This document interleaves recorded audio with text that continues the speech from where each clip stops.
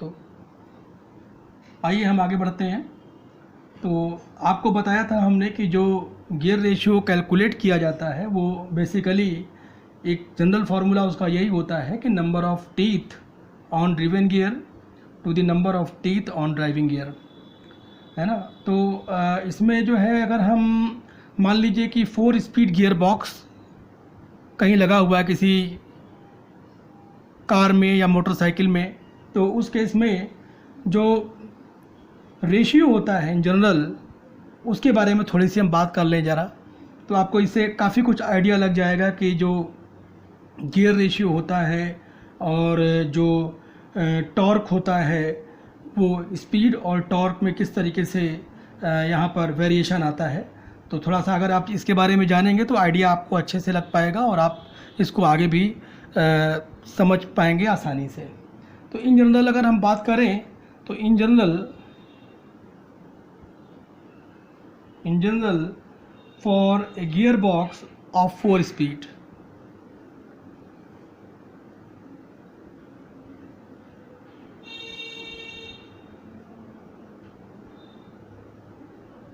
एक 4 speed gear box है ना, हम उसके बारे में बात करेंगे। तो फर्स्ट गियर के लिए हम देखें तो क्या हो जाएगा। फर्स्ट गियर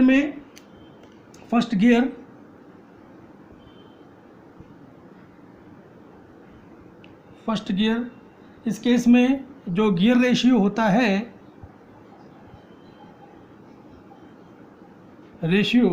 जो गियर रेशियो लिख देते हैं, गियर रेशियो जो होता है वो होता है 3.5:1 का, ये गियर रेशियो होता है। सेकंड गियर में अगर देखें, सेकंड गियर के केस में तो जो गियर रेशियो होगा वो 2:1 हो जाता है। थर्ड गियर में आगे बढ़ेंगे, थर्ड गियर में तो यही जो गियर रेशियो है ये 1.4:1 हो जाता है। और फोर्थ गियर जिसको टॉप गियर बोलते हैं, यही क्या है, टॉप गियर है ये हमारा, ठीक है, जिस पे गाड़ी आप फुल स्पीड पर चला सकते हैं। तो टॉप गियर पे जो गियर रेशियो होता है वो 1:1 हो जाता है। तो आप देख रहे हैं यहाँ से यहाँ तक जो गियर रेशियो है ऊपर से नीचे अगर आप चलें, जिस तरीके से अगर फर्स्ट गियर से और टॉप गियर की तरफ अगर आप बढ़ते हैं तो उस केस में जो गियर रेशियो है, ये गियर रेशियो ये डिक्रीज़ होता है। क्या होता है, ये डिक्रीज। और टॉप गियर पे जो है ये बेसिकली 1:1 हो जाता है। अच्छा, कभी आप ये सोच सकते हैं कि ये जो गियर रेशियो है इन जनरल अगर आप देख रहे हैं तो जो गियर रेशियो है वो क्या होता है, हमेशा अगर ग्रेटर देन 1 होगा। तो इसका मतलब क्या हो गया कि जो गियर रेशियो अगर मान लीजिए है इंजन की स्पीड, तो उससे जो है जो गियर रेशियो के बारे में हम बात कर रहे हैं यहाँ पर, तो इंजन की स्पीड और प्रोपेलर शाफ्ट की स्पीड, तो जो प्रोपेलर शाफ्ट की स्पीड इंजन की स्पीड के बराबर हो जाती है टॉप गियर के केस में। लेकिन ज़्यादातर क्या होता है कि इंजन की स्पीड ज़्यादा होती है as compare to propeller shaft की स्पीड के, है ना। अच्छा, क्या कभी ऐसा भी होता है कि जब कभी प्रोपेलर शाफ्ट क्या इंजन की स्पीड से ज़्यादा भी चल सकता है? हाँ, ऐसा हो सकता है कि ऐसा भी कंडीशन, इसके अलावा भी एक कंडीशन ऐसी हो कि जिसमें जो प्रोपेलर शाफ्ट की जो स्पीड है वो, तो यहाँ पर जो केस आएगा ओवरड्राइव का, ओवरड्राइव के केस में ये एक ऐसा स्पेशल केस होगा जिसमें जो स्पीड होगी, स्पीड ऑफ प्रोपेलर शाफ्ट,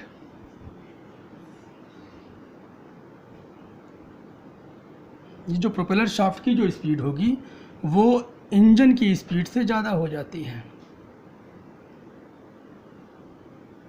जी ऐसा। तो ये कंडीशन क्या कहलाती है? ओवरड्राइव की कंडीशन कहलाती है। इसको बोलते हैं सुपर टॉप गियर, ऐसे भी इसको बोलते हैं super top gear. Super top gear से भी इसको समझ सकते हैं आप, सुपर टॉप गियर होता है। अच्छा, मान लीजिए कि जो है कहीं पर अगर जैसे सेकंड गियर के लिए हम देखते हैं, या चलिए थर्ड गियर के लिए देखते हैं, तो थर्ड गियर में आपने देखा कि जो गियर रेशियो है, ये थर्ड गियर के लिए है। थर्ड गियर में जो गियर रेशियो है वो क्या है? वो 1.4:1 का ये गियर रेशियो आ रहा है ना। तो ये जो गियर रेशियो आ रहा है, तो इसका मतलब क्या हो गया कि जो टॉर्क रेशियो होगा इस केस में, अगर ऐसा आप देख रहे हैं, तो जो टॉर्क रेशियो हो जाएगा, टॉर्क रेशियो जो हो जाएगा वो 1:1.4 ऐसा समझ के चलिए। तो टॉर्क रेशियो हो जाएगा वो 1:1.4, मतलब गियर रेशियो जो है जितना ज़्यादा होगा उतना ही ज़्यादा उसका टॉर्क रेशियो जो है इस तरीके से यहाँ पर ये आ जाएगा। टॉर्क रेशियो में जो हमको टॉर्क मिलेगा, गियर रेशियो ज़्यादा होने पर टॉर्क जो है हमारा क्या होगा, यहाँ पर बढ़ जाएगा। तो टॉर्क देखिए बढ़ गया ये, है ना। इसका मतलब क्या हो गया कि जो स्पीड अगर आप बढ़ाएंगे तो जो टॉर्क होगी, टॉर्क सबसे कम इस वाले पे मिलेगा। मिनिमम गियर रेशियो है तो यहाँ पर मिनिमम टॉर्क मिलेगा। तो अगर हम सेकंड गियर के बारे में बात करें, सेकंड गियर के बारे में बात करें तो वहाँ पर क्या हो जाता है, वहाँ पर 2:1 है। तो यहाँ पर जो है जो टॉर्क रेशियो हो जाएगा वो क्या हो जाएगा, इसके लिए जो टॉर्क रेशियो हो जाएगा वो हो जाएगा 1:2 का। तो ये टॉर्क रेशियो ज़्यादा हो गया फर्स्ट गियर में। इसी तरीके से आप फर्स्ट गियर को भी समझ सकते हैं। तो स्पीड अगर बढ़ेगी, है ना, स्पीड अगर आप वहीं बढ़ा रहे हैं, तो ये हम आपको अलग से बता रहे हैं, आप ये अलग से समझिएगा। हम आपको समझाने के लिए थोड़ा सा इसी को हम एक्सप्लोर कर रहे हैं कि ये बातें क्या होती हैं। इसी को थोड़ा सा हम एक्सप्लोर करना चाहते हैं कि आपको और अच्छे से इसको समझ में आ जाए कि गियर रेशियो अगर आपको दिया हुआ तो उससे आप क्या चीज़ समझ सकते हैं, या क्या आप उससे जो है एक अनुमान लगाएंगे, गैस करेंगे। तो अगर मान लीजिए स्पीड बढ़ेगी तो क्या हो जाएगा, टॉर्क कम हो जाता है। और इसी के तरीके से समझ लीजिए कि टॉर्क अगर स्पीड घटेगी तो टॉर्क बढ़ जाएगा। तो ये आप ऐसे समझिए। तो अगर मान लीजिए कि हम जो है ये तो एक पहली बात मान बताई हमने। दूसरी बात हम ये बता रहे हैं आपको, अगर मान लीजिए कि हमने ये कहा कि अगर हम एक टर्म ए रिप्रेजेंट करते हैं, किसके लिए, ये हम ड्राइवर गियर के लिए करते हैं,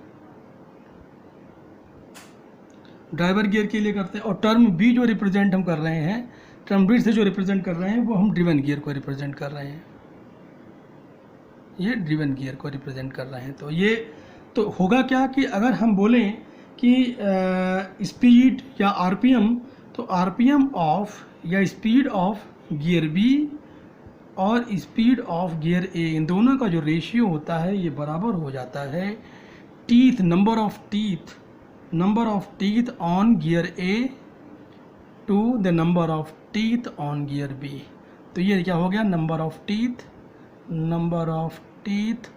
ऑन गियर ए, ये हो जाएगा number of teeth on gear B पर ये आरपीएम। अब इस तरीके से क्या हो गया, ये हो जाएगा स्पीड, और ये स्पीड ये भी स्पीड हो जाएगी, स्पीड गियर बी की। ये बी का मतलब क्या हो गया, ड्रिवन गियर की, और ए का मतलब हो गया ये ड्राइविंग गियर की है। तो इस तरीके से ड्राइवर गियर की, जो इस तरीके से हम यहाँ पर समझ सकते हैं। प्रिंसिपल ऑफ गियरिंग के बारे में थोड़ी सी हम बात यहाँ पर प्रिंसिपल ऑफ गियरिंग की करेंगे, वो जरा देखिए कैसे करते हैं। तो यहाँ पर आप देख रहे हैं कि प्रिंसिपल ऑफ गियरिंग हम बताने जा रहे हैं अब। तो प्रिंसिपल ऑफ गियरिंग में आपको हमने यहाँ पर 4 गियर व्हील्स दिखाए हैं, ए बी सी डी, आप यहाँ देख रहे हैं। तो चारों देखिए किस तरीके से यहाँ पर ये कनेक्टेड है, ए से बी कनेक्टेड है, बी से सी कनेक्टेड है और सी से डी कनेक्टेड है। एन टर्म जो हम ले रहे हैं नंबर ऑफ आरपीएम के लिए ले रहे हैं, स्पीड के लिए ले रहे हैं, और टी जो टर्म ले रहे हैं वो हम नंबर ऑफ टीथ के लिए ले रहे हैं। तो जो बेसिक होता है, जो बेसिक हमने यहाँ पर आपको ऊपर बताया, तो अगर हम बेसिक हम बात करें तो यहाँ पर क्या हो जाता है, बेसिकली क्या चीज़ है, देखो number of teeth on B और number of teeth on A, number of teeth on B, number of teeth on A, इन दोनों का रेशियो, जैसे यहाँ पर आपने देखा था। तो ये क्या हो जाएगा, ये हो जाएगा T A upon T B. ये पहले पेयर के लिए फर्स्ट पेयर हमारा हो गया, पेयर ए और बी की जब पेयरिंग हमने किया, ए और बी की जब पेयरिंग किया। अब बी और सी के लिए करेंगे, बी और सी की जब पेयरिंग कर रहे हैं तो उस केस में क्या हो जाएगा, ये हो जाएगा N C upon N B is equal to T B upon T C. And same similarly उसी तरीके से हम आगे वाले के लिए करेंगे, तो वहाँ पे क्या हो जाएगा, N D upon N C is equal to T C upon T D, ये आ गया। तो overall speed ratio, overall speed ratio, हाँ speed ratio, overall speed ratio कैसे निकालेंगे, मल्टीप्लाई कर दिए इधर से इधर को, इधर वाले को इधर को मल्टीप्लाई कर दीजिए। तो मल्टीप्लाई करेंगे तो क्या हो जाएगा, ये देखो N B N A into N C, N B into N D into N C, ये सब मल्टीप्लाई करेंगे तो क्या होगा, सब कट जाएगा। एन ए से ये देखिए यहाँ पर हो जाएगा, एन बी से ये वाला एन बी कट जाएगा, एन सी से ये वाला एन सी कट जाएगा, ऊपर बचेगा एन डी। फाइनली ये हो जाएगा एन डी, ये आप करके हम दिखा देते हैं, आप देख लीजिए, नहीं तो आप कहेंगे कि इसमें जो है ये कैसे आया, कहीं हो सकता है आपको कहीं से समझ में ना आ रही हो कि क्या चीज़ हम कहना चाहते हैं। तो N C upon N B into N D upon N C, ये मल्टीप्लाई कर दिया इन सबको, और इसके इसी तरीके से इधर मल्टीप्लाई करेंगे तो क्या हो जाएगा, T A upon T B into T B upon T C into T C upon T D. तो इससे आप देख रहे हैं ये वाला टर्म इससे कट जाएगा और ये वाला टर्म इससे कट जाएगा। ऐसे यहाँ पर भी आप देख लीजिए, ये वाला टर्म इससे कट जाएगा, ये वाला टर्म इससे कट जाएगा।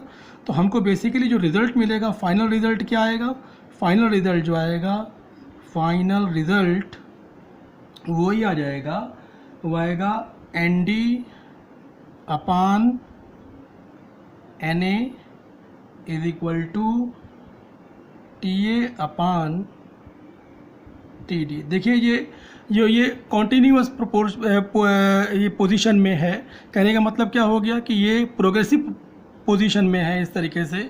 तो आप देख रहे हैं जो ये बेसिक प्रिंसिपल था वही फॉलो हो रहा है यहाँ पर भी। तो ये देखिए यहाँ पर ये जैसे था N B upon N A, तो यहाँ पर N D upon N A, वही हो जाएगा T A upon T D. तो ये है, हमने आपको यहाँ पर बताया कि कैसे जो है ये गियर का सिस्टम काम करता है। आगे थोड़े थे हम इसके कुछ सिंपल टाइप के जो है जिसमें बेसिक कंसेप्ट दिया हुआ होगा, इस तरीके के कुछ हम आपको एग्जांपल्स या कह लीजिए न्यूमेरिकल्स लेकर के हम समझाएंगे। आज हम सोचते हैं कि इतना हो गया, काफ़ी कुछ है आपके लिए, तो आप इसको पढ़िए और गियर के बारे में और भी आपको डिटेल में समझ में आ जाएगा। अभी आप पिछला वाला एक बार रिवाइज कर लीजिएगा। अगर मान लीजिए कि ये वाला गियर जैसे इस वाले में है, ये इधर चलता है, तो आप देखेंगे जब इधर ऐसे ये रोटेट करेगा, है ना, तो उस केस में ये जो होगा उसके साथ लगा हुआ ये ऐसे रोटेट करेगा, ये फिर ऐसे रोटेट करेगा इस डायरेक्शन में। कहने मतलब क्या हुआ, ये क्लॉकवाइज, ये एंटी क्लॉक, फिर क्या हो जाएगा इसके साथ ये लगा हुआ क्लॉकवाइज, फिर ये वाला जो हो जाएगा ये एंटी क्लॉकवाइज डायरेक्शन में। अगर मान लीजिए रोटेशन देते हैं, अगर मान लीजिए उसका उल्टा देते हो, आप इधर से करते हो तो ये क्लॉकवाइज हो जाए, ये अगर एंटी क्लॉक करते हैं आप तो ये क्लॉकवाइज हो जाएगा, फिर ये एंटी क्लॉक हो जाएगा और ये क्लॉक हो जाएगा। इस तरीके से आप जान सकते हैं कि जब आप खुद सोचिए कि अगर मान लीजिए कि अगर इस तरीके से मैशिंग होगी तो अगर एक क्लॉकवाइज रोटेट करेगा तो उसके साथ लगा हुआ जस्ट उसके बगल वाला होगा वो एंटी क्लॉक रोटेट करेगा। ये इसका बेसिक नियम होता है। तो अभी आज यहीं तक रखते हैं। अब आप हमारे ख्याल से समझ में आ गया होगा कि जो गियर रेशियो होता है और जो टॉर्क होता है उसका संबंध किस तरीके से होता है और किस तरीके से हमको इसमें गियर शिफ्टिंग के साथ मैकेनिकल एडवांटेज मिलता है। तो आज यहीं तक, धन्यवाद।